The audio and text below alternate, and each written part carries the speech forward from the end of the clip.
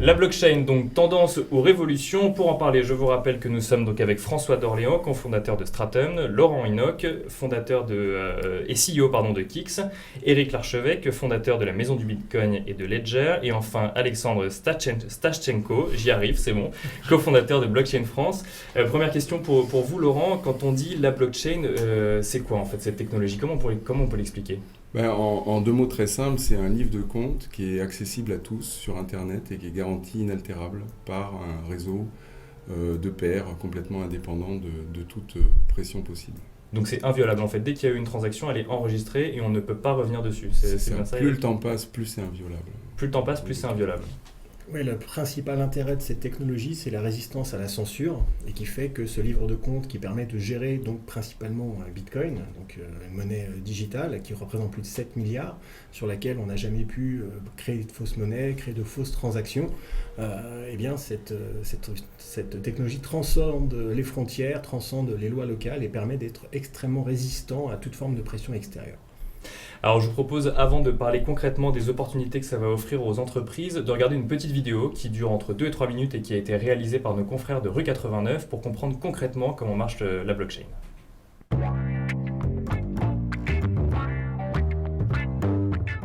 Elle est annoncée comme la prochaine révolution, celle qui vient après Internet. Mais qu'est-ce que la blockchain? La blockchain, c'est d'abord une promesse, celle de pouvoir se faire confiance sans se connaître et sans intermédiaire. Pour y parvenir, la blockchain propose de garder une trace indélébile de tout ce que l'on possède et s'échange dans un grand registre. Vous voulez vendre un acte de propriété, échanger de la monnaie ou voter électroniquement? Vérifions dans la blockchain. Ce registre est en réalité un système informatique composé de blocs qui représentent toutes les transactions passées. Avant de valider votre nouvel échange, des machines vont scanner l'ensemble de la blockchain pour s'assurer que vous possédez bien ce que vous prétendez. Une fois validé, ce nouveau bloc vient s'ajouter dans la chaîne. En bref, la blockchain donne un nouveau pouvoir décentralisé aux utilisateurs face aux entreprises et au pouvoir public. Pour mieux comprendre son fonctionnement, intéressons-nous à sa meilleure illustration, le Bitcoin. Cette monnaie virtuelle s'échange directement entre les utilisateurs via la blockchain. Prenons Madame X et Monsieur Y. Chacun utilise une clé publique, une sorte d'adresse de boîte aux lettres et une clé privée qui pourrait représenter sa signature. Si Madame X veut donner 100 bitcoins à Monsieur Y, elle initie la transaction en utilisant sa clé privée, puis envoie la somme à l'adresse publique de Monsieur Y. L'ensemble de ces interactions est consigné dans la blockchain, dont tous les utilisateurs peuvent avoir une copie. Cet historique de toutes les transactions effectuées indique la date, le montant, les clés publiques des deux utilisateurs, mais pas leur identité réelle. Pour sécuriser le système, des particuliers ou des entreprises connectent leurs machines sur le réseau et apportent de la puissance de calcul. On les appelle les mineurs. À l'aide de formules mathématiques, ils vérifient dans la blockchain que Madame X possède bien les 100 bitcoins. Une fois vérifiée, la transaction est validée et inscrite de manière indélébile dans le registre. Les mineurs, eux, sont rémunérés par de nouveaux bitcoins et avec des frais de transaction. Ainsi, il est impossible de créer de faux bitcoins ou de dépenser 2 fois le même bitcoin. Les mineurs stopperaient net la transaction après analyse de l'historique du fraudeur. Ce principe de la blockchain fait aujourd'hui des émules. Des écoles certifient déjà leur diplôme avec, le Ghana pourrait l'utiliser pour son cadastre, et des applications rêvent de détrôner Airbnb ou Uber en mettant en relation les utilisateurs directement entre eux.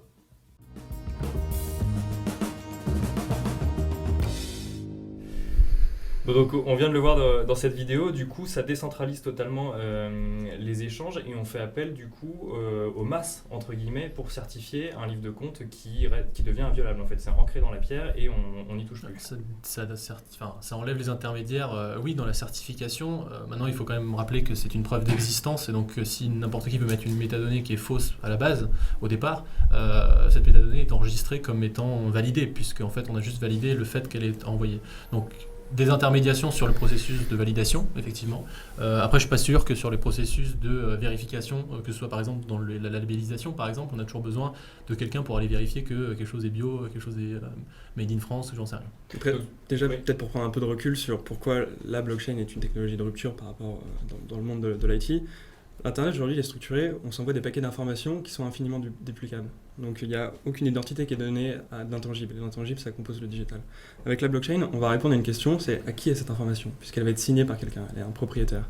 Et donc c'est la solution la plus élégante qu'on ait trouvée pour donner... Qui est la référence en fait? On va se référer, mettons si par exemple on duplique une base de données, il va y avoir une base de données de référence qui va donner le là en fait pour toutes les autres bases de données, si je sais ce que vous me dites. En quelque sorte, dans le sens où la contrepartie qu'on souhaite notariser ou redater dans une blockchain doit exister, dans le cas du Bitcoin où c'est un peu différent, mais si on eurodate par exemple, on parlait du cadastre dans la vidéo, si on eurodate l'acte de vente d'une maison, il faut que cet acte de vente existe aussi par ailleurs dans une base de données traditionnelle.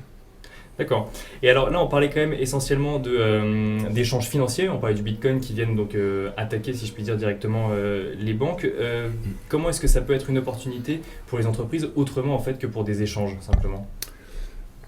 Par exemple, tout document peut, à partir de n'importe quel document, on est capable de calculer un nombre qui représente ce document et qui ne permet pas de deviner quel est le document. Et la blockchain est particulièrement adaptée pour stocker ces nombres.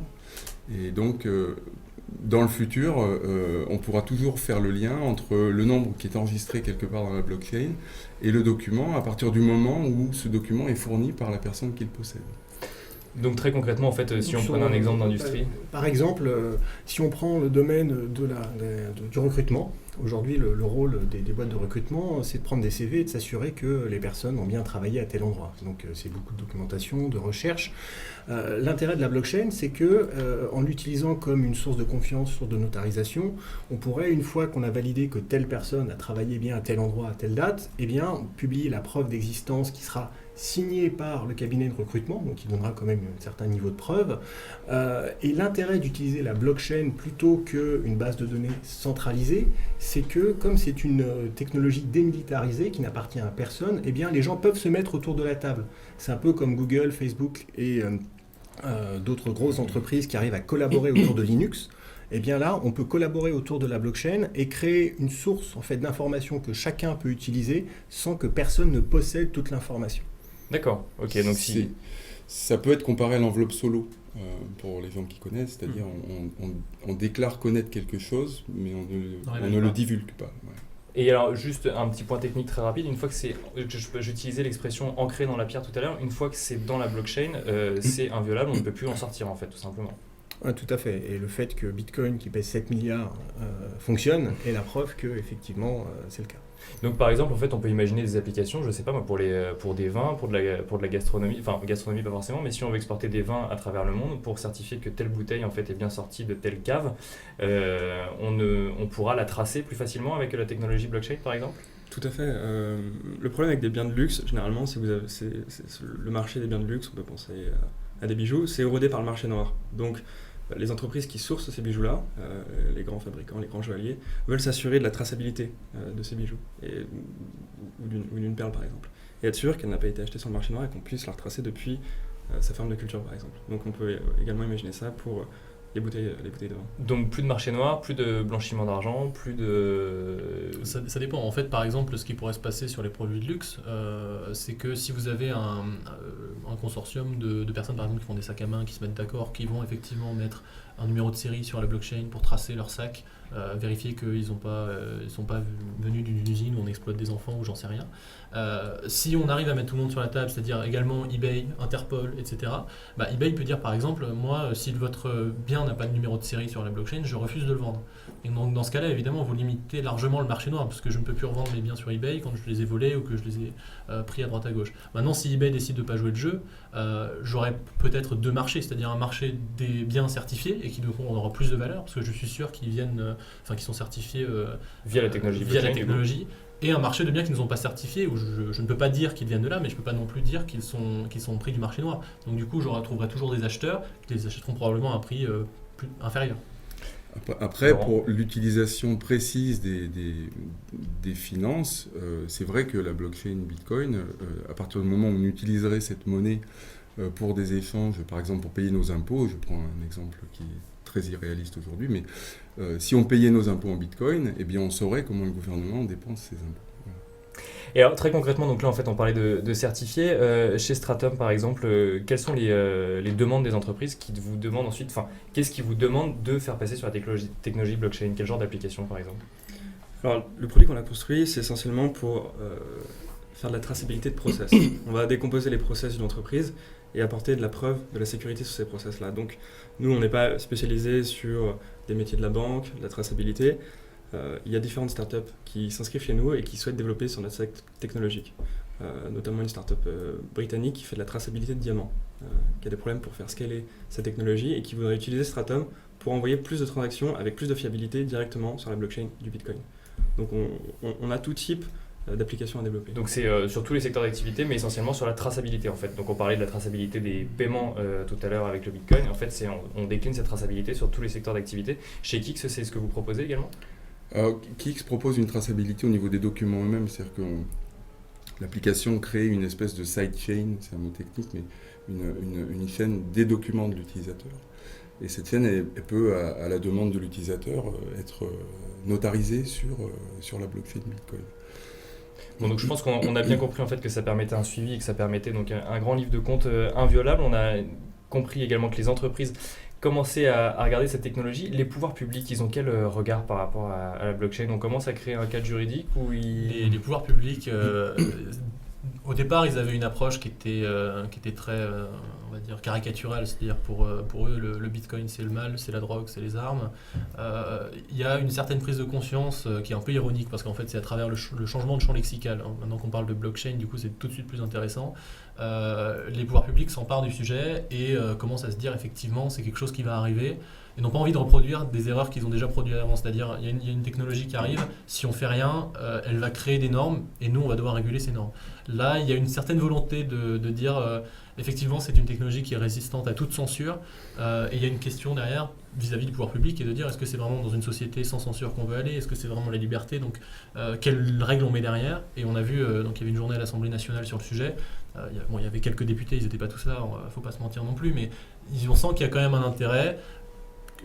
Pour la création éventuellement d'amendements, il y a probablement un amendement qui devrait sortir dans l'année sur la validation des preuves d'existence sur la blockchain comme preuve légale, comme l'est le mail en fait. Le mail est une preuve légale.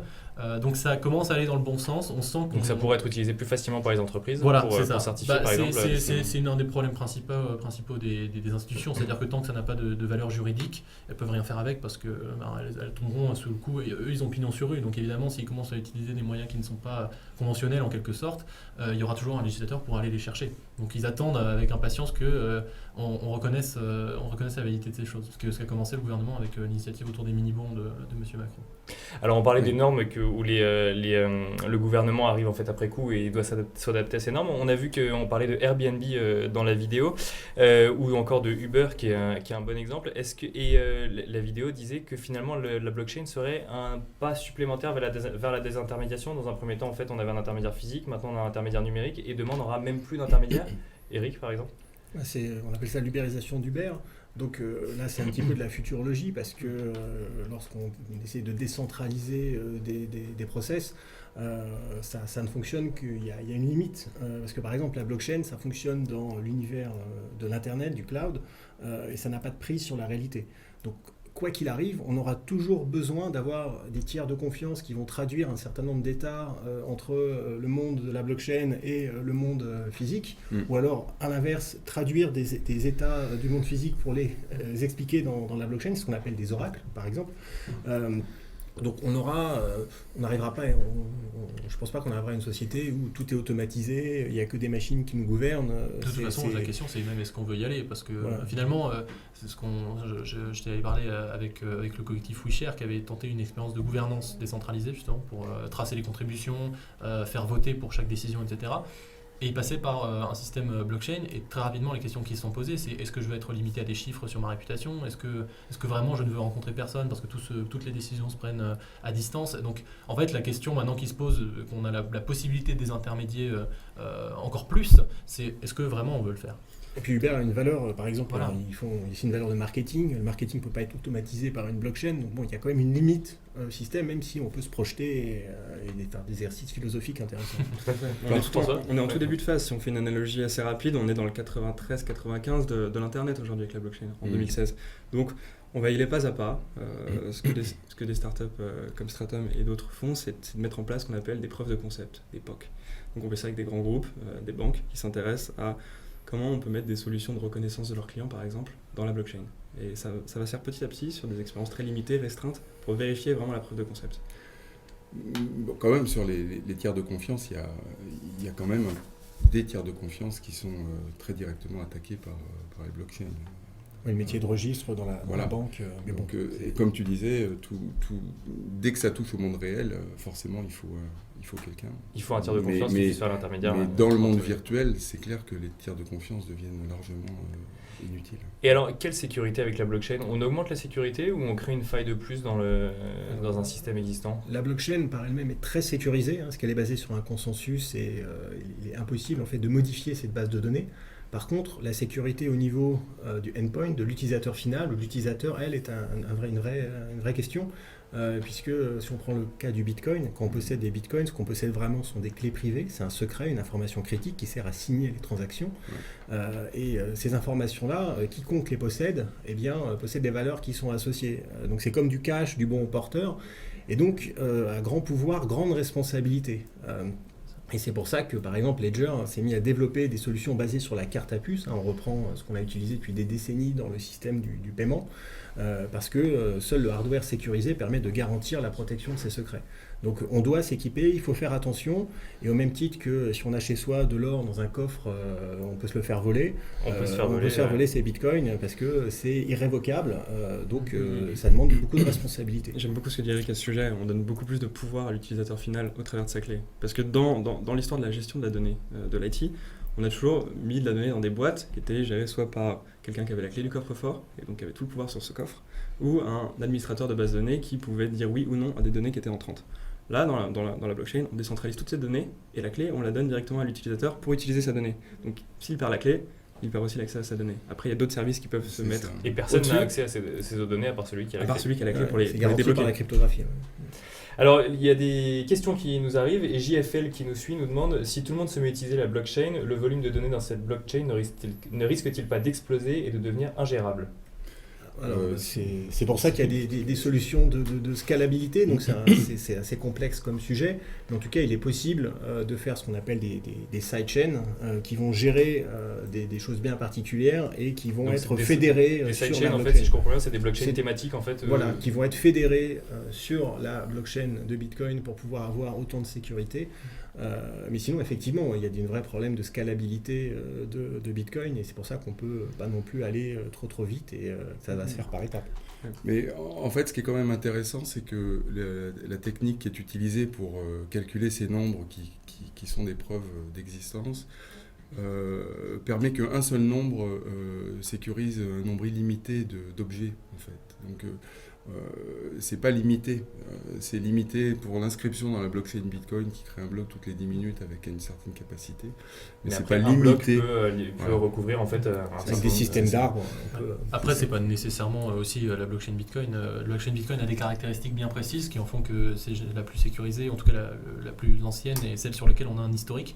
Il y a d'autres blockchains qui sortent, je pense notamment à Ethereum, où c'est pas du tout les mêmes caractéristiques. Le bloc n'est pas toutes les 10 minutes, il est toutes les quelques secondes.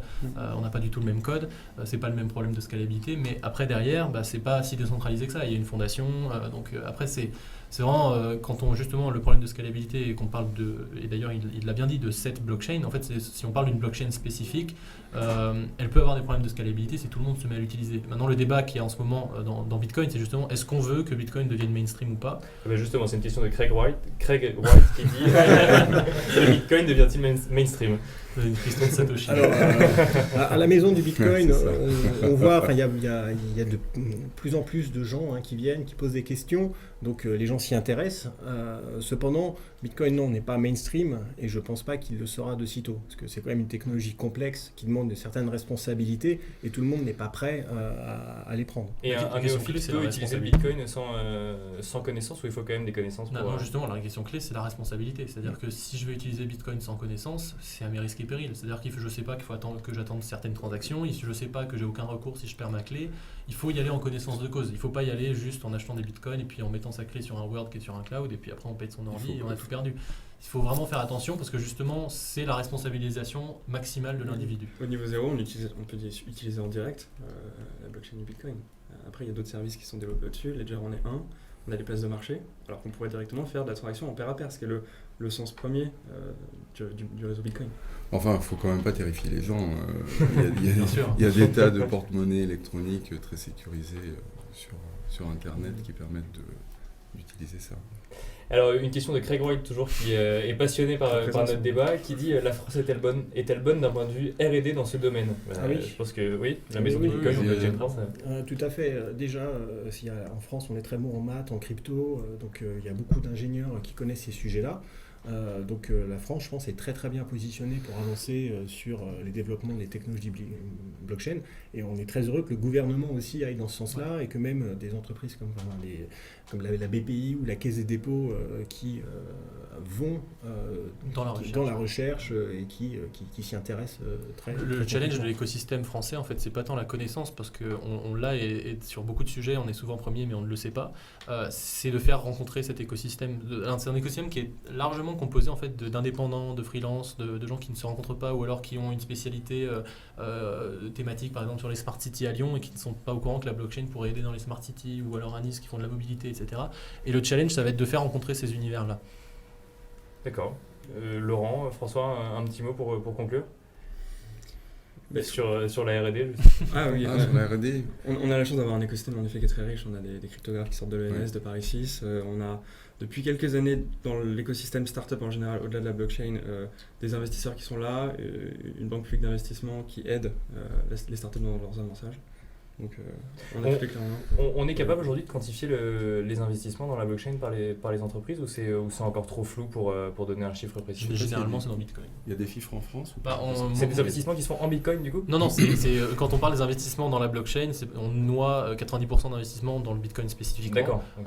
Parce que évidemment, le discours ambiant aujourd'hui, c'est de dire on investit beaucoup dans la blockchain, sous-entendu blockchain privée, permission, etc. En réalité, c'est largement dans Bitcoin. Et les chiffres que j'ai, moi, ce sont des rapports de Coindesk qui mentionnent 1 milliard sur 2015. Mais pas en France. Non, dans le monde. Dans le monde, d'accord.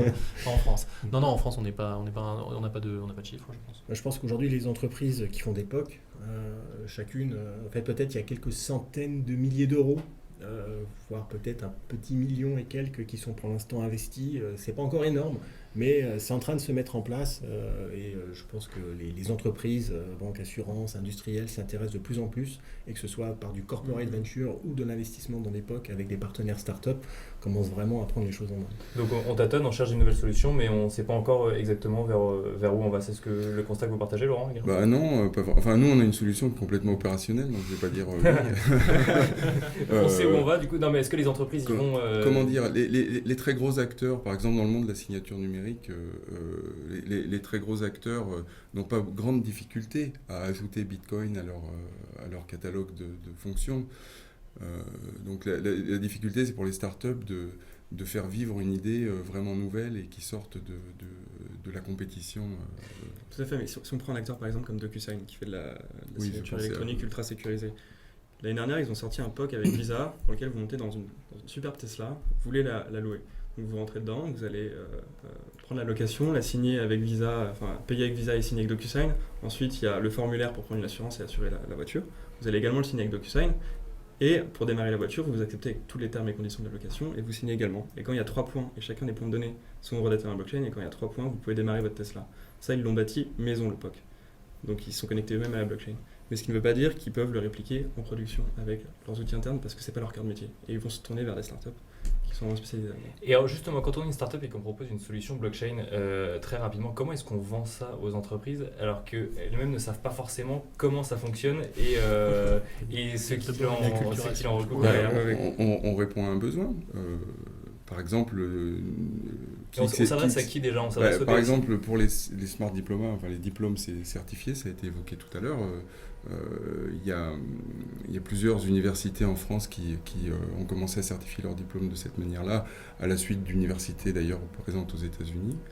Et KX, par exemple, a été choisi par l'école de management de Marseille pour faire ça.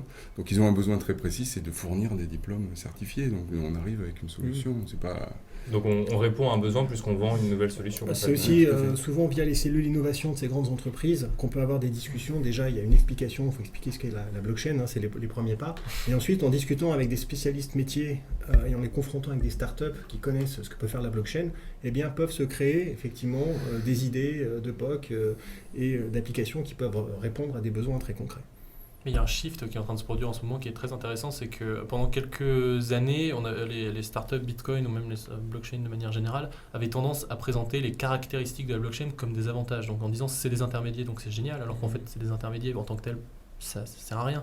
Mais aujourd'hui le shift arrive en disant moi je suis une startup blockchain, je vous permets de faire des choses plus rapides, plus sécurisées, etc. Et donc là ça intéresse tout de suite parce que c'est un discours qui tombe pas dans une oreille sourde. Et donc ce shift-là qui est en train de se produire, là, les entreprises, en plus dans la hype dans laquelle on est, ont tout de suite une oreille plus attentive. Je pense même la prochaine étape en termes de communication, c'est d'aller vraiment vers les cas d'usage de la blockchain. Parce qu'on parle d'une technologie, pour le grand public, pour les directions innovation, c'est sympathique, c'est intéressant, c'est dans leur agenda, il y a marqué blockchain quelque part, mais présenter des cas d'usage, c'est beaucoup plus concret. Et là, on comprend la portée de la technologie. Ouais. Tu parlais du supply chain tout à l'heure, par exemple. Alors, pour finir, Bloc, qui a dû nous rejoindre en cours de route, dit « À quand un tuto La blockchain expliqué à mon fils de 6 ans ».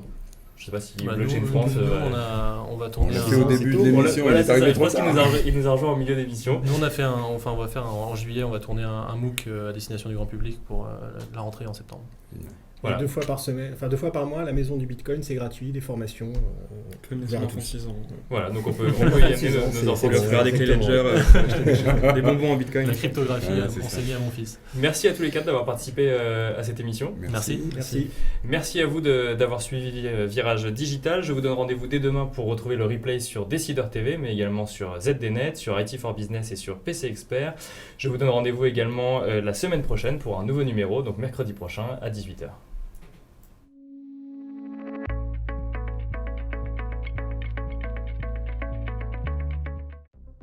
Demain appartient aux plus rapides. Pour vous aider à aller toujours plus vite, nous avons créé une nouvelle entreprise totalement dédiée à l'avenir de votre secteur. Où les hommes, la technologie et les idées font avancer le monde ensemble. Accélérer l'innovation, accélérer le changement, accélérer l'avenir. Hewlett Packard Enterprise.